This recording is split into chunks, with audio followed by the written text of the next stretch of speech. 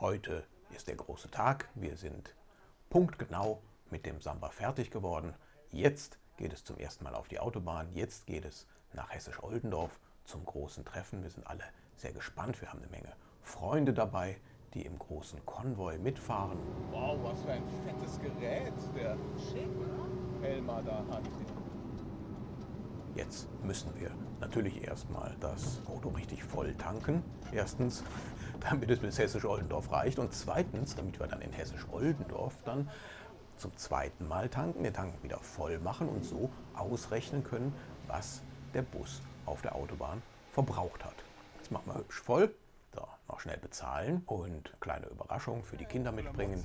Ah, hier, hatte ich vergessen. Guck mal, wenn der Papa von der Tankstelle kommt, gibt es immer Eis. Hier, Jan, Micha. Hier sind wir beim ersten Zwischenstopp. Wir sind irgendwo bei Dortmund inzwischen. Knallt die Sonne runter. Wir haben Bombenwetter für dieses Wochenende und es ist schon ganz schön heiß. Der Konvoi wird immer größer, immer mehr Freunde stoßen hinzu. Inzwischen ist auch der Kai dabei, da mit unserem 67er Karmann Ghia. Und hier gucken wir ein bisschen nach der Keilriemenspannung und ob irgendwas Seltsames im Motorraum zu sehen ist. Ist aber nicht. Alles ist gut und schon geht die Fahrt weiter.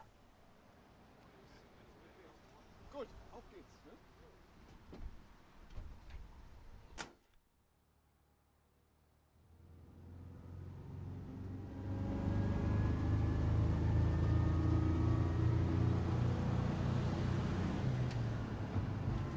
Ja, 24 PS Power hier. Der Unterschied zum Ovalkäfer ist ja jetzt, beim Ovalkäfer fühlt sich so ein guter Daumenbreit über der Tachoskala sehr, sehr grenzwertig an. Also da merkst du, du kommst in einen Bereich, wo das Auto eigentlich nicht zu Hause ist. Und der Ovalkäfer ist schon ein bisschen tiefer, ein bisschen breiter, hat eine Vorderachsabstützung, hat also wirklich einiges am Fahrwerk gemacht. Und der hier hat das absolut serienmäßige Fahrwerk und ich kann jetzt hier 90 fahren und es fühlt sich absolut sicher an. Hier ist kein Schwanken, hier ist kein Schwimmen. Das Auto ist wirklich patchsteif auf der Bahn. Und das ist das allerletzte, was man von einem 51er Bus erwarten würde. Man hat mir ja auch vorher gesagt, oh, hier Bahnhofbusse, wenn du damit erstmal fährst, die sind echt scheiße von der Straßenlage. Stimmt alles nicht. Ne? Also der zumindest ist super. Nun muss man aber auch dabei sagen, wir haben an der Vorderachse alles vermessen, alle Einstellungsmöglichkeiten ausgereizt. Das heißt, Spur, Spreizung und Sturz, alles stimmt an diesem Auto. Die Reifen sind neu, alles ist gewuchtet. Im Grunde genommen ist es so, wie es mal das Werk verlassen hat und auf einmal merkt man, hallo, das war ja überhaupt kein Scheißauto damals, was die verkauft haben. Klar, es ist langsam und mit 24 PS wird es am Berg natürlich asthmatisch etwas, aber hallo, im Vergleich zu dem, was 51 sonst so auf der Straße war an Transportern, ist der ganz, ganz, ganz weit vorne. Ich möchte nicht in einem DKW-Schnelllaster auf der Autobahn stehen und dann von LKWs überholt. Mit dem Auto geht es tatsächlich. Und dann merkt man auch, was der Grund ist, warum das Auto so extrem erfolgreich gewesen ist. Engländer.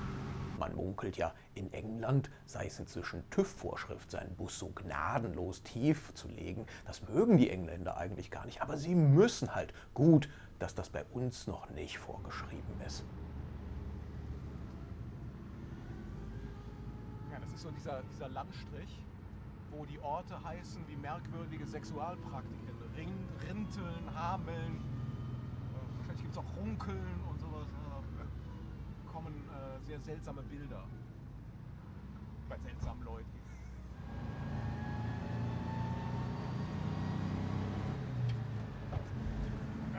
Mitten im Berg jetzt hier den armen Bus quälen, das machen wir nicht. Die nächste Ausfahrt ist unsere. Wir wollen uns jetzt auch ein bisschen Zeit lassen und es gemütlich angehen. Ah, guck, da ist die Landesgrenze. Gerade drüber.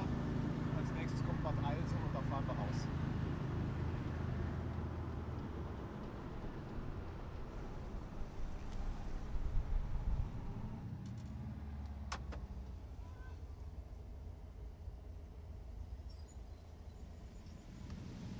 Endlich sind wir in Hessisch-Oldendorf angekommen und als erstes hauen wir nochmal richtig den Tank voll, um ausrechnen zu können, wie viel der Samba jetzt verbraucht hat. Ich habe keine Ahnung, was der sich jetzt reingezogen hat und bin selber sehr gespannt. Ja, also unter 10 Liter sind wir nicht. Aber auch nicht wesentlich mehr. 10,79 Liter, um genau zu sein, was ein ziemlich sensationeller Wert ist, wenn man bedenkt, dass ich den armen Samba jetzt die ganze Zeit mit Vollgas über die Autobahn gefahren habe und das Auto ja wie eine Schrankwand im Wind da steht. Da hätte ich jetzt mit mehr gerechnet. Da kommt überraschenderweise der nächste Kollege, den wir gut kennen, das ist der Kai Schilders. Der hat mir die vordere Stoßstange verkauft zu dem Bus und er möchte jetzt natürlich auch wissen, was daraus geworden ist. Das kann er sich gleich selber angucken. Und schon geht es direkt wieder raus aus Hessisch-Oldendorf, denn ich habe in der Nähe einen kleinen Bauernhof gemietet für die ganze Fehwip-Mannschaft und weil wir morgen Abend eine kleine Aftershow-Party nach dem ersten Festivaltag machen werden. Schon schön, ne? Kann man so lassen. Also kein Vergleich mit der Eifel, obwohl, ich glaube Ende August oder Anfang September, da geht es in die Nordeifel, da fahren wir nach Kommern zur tollen Zeitblende. Das ist eine wunderbare Veranstaltung. Und da war ich mit dem Auto schon beim letzten Mal, also bei der letzten Veranstaltung vor Corona, mit dem fahrenden Gerippe sind wir dann da durchs Gelände gedüst. Hat einen riesen Spaß gemacht, eine wunderbare Publikumsreaktion, kann ich sehr empfehlen.